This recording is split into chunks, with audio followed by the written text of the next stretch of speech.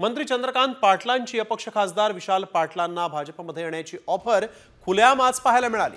जिल्ह्याच्या विकासासाठी विशाल पाटलांनी ऑफरचा विचार करावा असंही चंद्रकांत पाटील म्हणाले।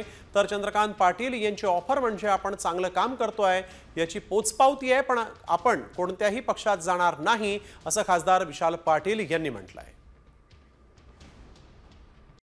कॉमस्कोर नुसार आता isakal.com आहे देशातील नंबर 1 ची मराठी न्यूज वेबसाईट। प्रत्येक अपडेटसाठी isakal.com ला नक्की भेट द्या।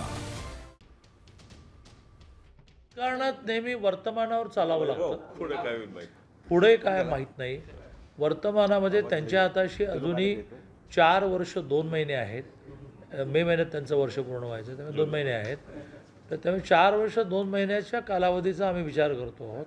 जर ते बरोबर आले तर आमची केंद्रातली एक संख्याही वाढते आणि मग जिल्ह्यातल्या विकासाच्या कामांना त्यांना जे करायचं आहे त्यालाही सोपं जाईल, म्हणून आम्ही त्यांना जाहीर ऑफर आता पुन्हा एकदा देत आहोत, त्याचा त्यांनी विचार करा।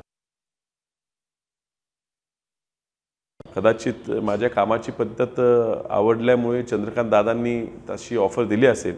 एक राजकीय विचार आमचे वेगळे जरी असले तरी जिल्ह्याचे ज्येष्ठ ते आज पालकमंत्री आहेत, राज्याचे ज्येष्ठ नेते आहेत, ते जर आपल्याला अशी ऑफर देत असतील तर कदाचित आम्ही आमचे काम चांगले करतोय असं एक पोचपावती होईल। मात्र असा कुठलाही विचार मी केलेला नाही आणि अपक्ष म्हणून निवडून आल्यावर मी कुठल्या पक्षात प्रवेश कायद्यानेच करू शकत नाही।